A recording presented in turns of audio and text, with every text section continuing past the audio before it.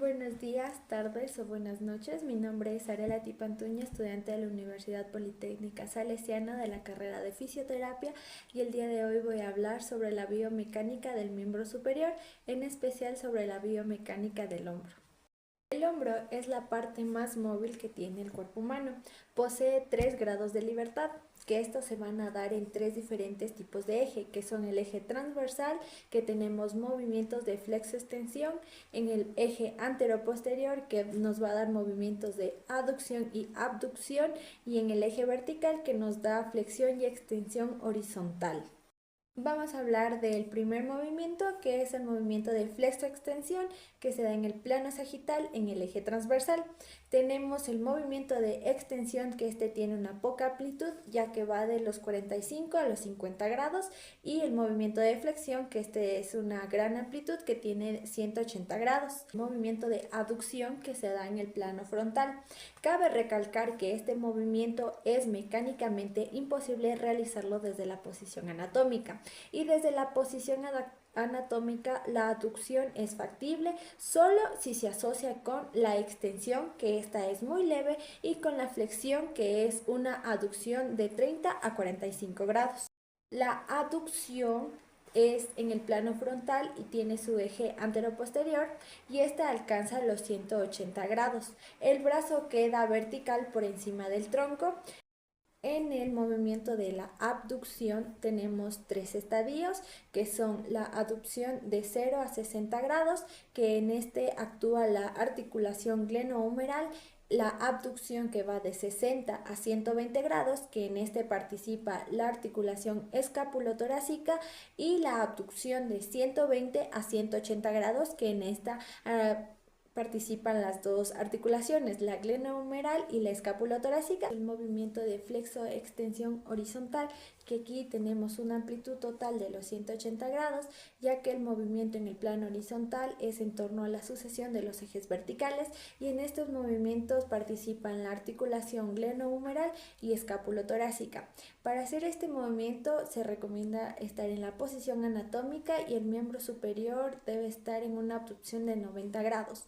Los músculos que participan para estos movimientos son el deltoides, con su porción acromial, el supraespinoso, el trapecio y el serrato anterior.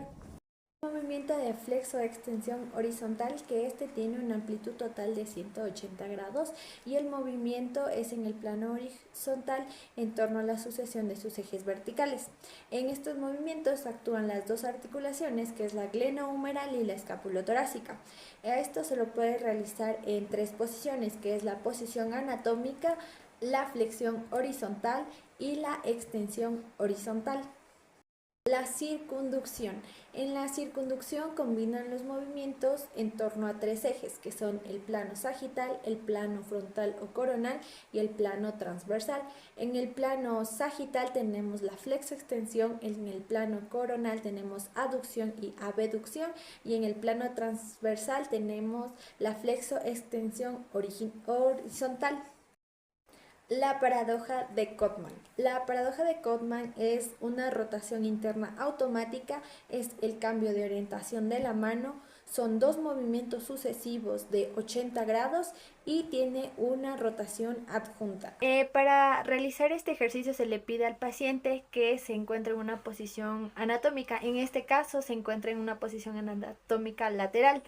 El primer paso es que el dedo pulgar se encuentre hacia afuera y la mano se encuentre tocando el muslo. El primer movimiento que va a pedir que realice mi paciente es una aducción de 180 grados. Como podemos observar, la palma de la mano se sigue encontrando hacia afuera y el dedo también. Y a continuación va a realizar una flexión de 180 grados. Como podemos observar, la palma ahora se encuentra hacia afuera y el dedo gordo se encuentra hacia atrás, y a ningún momento realizamos una rotación. Movimientos de exploración global. Este es una prueba de punto triple y se basa en el alcance de la mano a partir de la parte posterior de la escápula o omóplato, opuesto a 3 vías diferentes. Estos son la vía anterior colateral, la vía anterior homolateral y la vía posterior. En la vía anterior colateral se evalúa la aducción horizontal, en la vía anterior homolateral se evalúa la rotación externa y en la vía posterior se evalúa una rotación interna que van de 5 puntos. Como primer punto tenemos la vía contralateral. Como segundo punto tenemos la vía homolateral. Y como tercer punto tenemos la vía posterior, que este se va a dividir en 5 etapas. La etapa 0, que es tocarse la cara externa del muslo. El punto 1, que es el glúteo. El punto 2, que es el sacro. El punto 3, que es la lumbar. El punto 4, que es el borde inferior de la escápula. Y el punto 5, que es la escápula. El complejo articular del hombro. Este está conformado por 5 articulaciones, que 2 son verdaderas y 2 son falsas. Las 3 verdaderas son glenohumeral, la acromioclavicular y la esternoclavicular. La glenohumeral es la principal del grupo y esta contacta 2 superficies cartilaginosas de deslizamiento. La acromioclavicular es accesoria y se localiza en la porción externa de la clavícula, y la esternoclavicular, que esta es accesoria y la encontramos en la porción interna de la clavícula. Las 2 falsas son subdeltoidea y escapulotorácica. La subdeltoidea es accesoria y es la segunda articulación del hombro y está mecánicamente unida a la articulación glenohumeral. Y la escapulotorácica, que es la articulación principal y es una articulación fisiológica, pero no es anatómica. A continuación se va a hablar sobre las superficies articulares de la glenohumeral. Esta tiene características esféricas, es una articulación enartrósica que tiene 3 ejes y 3 grados de libertad. Vamos a hablar del primer punto, que es la cabeza humeral, que esta se encuentra orientada hacia arriba, hacia adentro y hacia atrás. El segundo punto es la cavidad glenoidea de la escápula o omóplato. Esta se encuentra localizada en el ángulo superexterior del omóplato o escápula. Esta es cóncava en ambos sentidos, en el sentido vertical y en el sentido transversal, y esta está rodeada por el rodete glenoideo. Y tenemos el tercer punto, que es el rodete glenoideo, que este es un anillo fibrocartilaginoso que se encuentra localizado en el reborde glenoideo y su función es aumentar la congruencia articular. Movimientos de la cintura escapular. A esto los tenemos en un corte horizontal y en una visión posterior. En el corte horizontal lo podemos dividir en 2, que es antepulsión y retropulsión. La antepulsión es... Para este movimiento necesitamos que nuestro paciente se encuentre en posición anatómica. Este se divide en 2 movimientos, que son antepulsión y retropulsión. La antepulsión es llevar el hombro hacia adelante, y la retropulsión es llevar el hombro hacia atrás.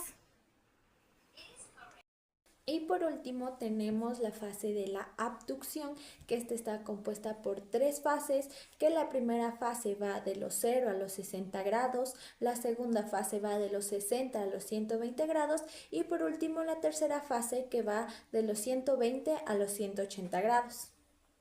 En la primera fase tenemos la participación de la articulación glenohumeral. Los músculos que participan en este movimiento son los deltoides y el supraespinoso. Tenemos la segunda fase, que es de los 60 a los 120 grados, que en esta tenemos la participación de la articulación escapulotorácica y los músculos que actúan son el trapecio y el serrato anterior. Y por último tenemos la tercera fase, que va de los 120 grados a los 180 grados, que para alcanzar la vertical es necesario la participación del raquis. Tenemos las fases de flexión, que estas se van a dividir en 3, que son la primera fase, que va de los 0 a los 60 grados, la segunda fase, que va de los 60 a los 120 grados, y la tercera fase, que va de los 120 grados a los 180 grados. En la primera fase, de los 0 grados a los 60 grados, los músculos que participan son el deltoides en su asa anterior, el coracobraquial, el haz clavicular del pectoral mayor. En la segunda fase, que es de los 60 a los 120 grados, tenemos aquí la participación de los músculos del trapecio y el serrato anterior.